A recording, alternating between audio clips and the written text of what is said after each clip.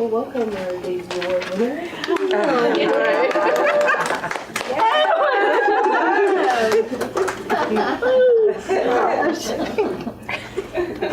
Are you crying?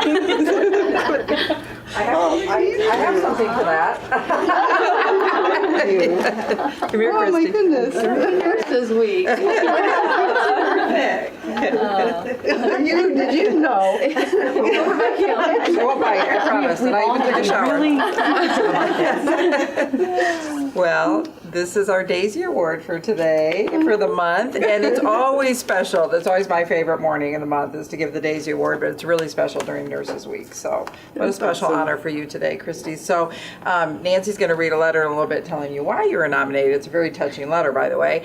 But first, let me tell you a little bit about the Daisy Award, because it's been a while since I've been here. So the Daisy Award, get the prizes ready, because there's prizes here. The Daisy Award was an award that was started in the year 2000 by the family of Patrick Barnes.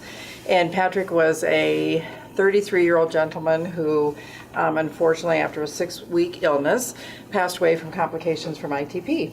And Patrick's family was so touched by the nursing care that Patrick received in that 6 weeks that they wanted to do something to honor the nurses.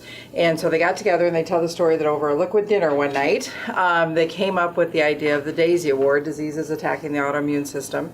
And they really thought it would be an award just in Seattle, but it has now grown over every state in the United States and an international award to really honor the bedside nurses for the compassion that they share with their patients. And so today we are honoring you, Christy, and Nancy's going to tell you why. All right.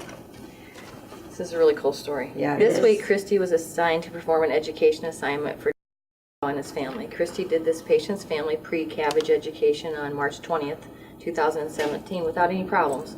Later that afternoon, Christy needed to review the patient's home medications because he had forgotten to bring his med list. So she called the patient at home and began reviewing his home meds over the phone. Halfway into the medication interview, the patient began talking incoherently, speaking nonsense, kind of gibberish, and Christy asked if the patient was okay, and he was unable to answer. She hung up the phone and called the wife's cell phone. The wife answered, and when Christy asked how it was, the wife said he was on the other room talking on the phone. And Christy explained that it was her he was talking to and that the wife needed to go check on him. And so the wife got off the phone and said he was not making any sense. Christy provided reassurance and told the wife she was going to call an ambulance. Christy asked the operator, who transferred her to Mason City Fire Department. I bet this was a morning, call an right? ambulance In in the order hospital. to place the 911 call, exactly. Patient was transferred to Mercy, and he had a stroke. Christy took the time out of her day the next day to go and visit the patient on the nursing floor. This is Christy's usual practice. She thoroughly follows through on her assignments. Now that's following through to the max. I tell you, that's pretty. Think about the impact you made on a patient's life. You could have just thought, oh, he's talking gibberish and left it at that. And so, very cool story. So Daisy comes here. Yep, get a tissue. Daisy comes and walks in with prizes. First, there's going to be a banner hanging somewhere for the month. Yep, behind you. he's right in front of me with your name on it to honor you. And then there's a portfolio for you that is signed by the family, whoops, and myself, that you'll get to have. Daisies. Daisies. I know, everybody's like, Missy got flowers on. The daisy pin that you should wear very proudly now that you're part of the group. Kleenex that you've received. And then you get to keep this bag. And then I think the neatest part of all is a statue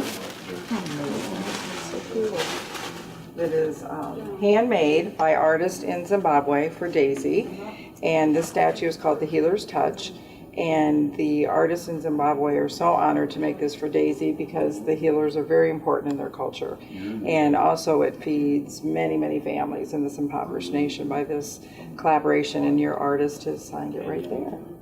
So this is yours as well. Thank you.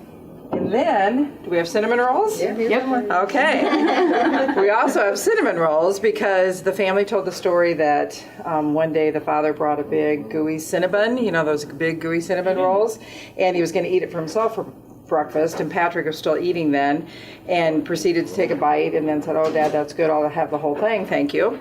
Ate the whole cinnamon roll, and then asked his dad to bring Cinnabons for him and the nurses every day that Patrick could still eat and was still alive.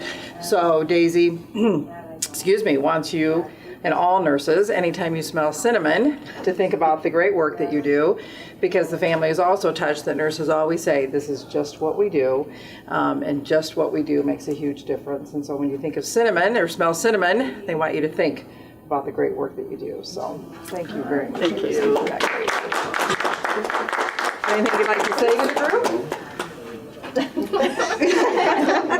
Well, thank you for letting me be part of our team, and I think it's just something we do, like you say, every day. And I'm a teary person. That's all right. That's all right. Well, we're very proud of you. So We love having you a part of our team. You provide great quality of care to our patients. all right, it's time to eat cinnamon rolls, huh? Girls, you had to have cinnamon rolls before you go to school. Yeah, yeah.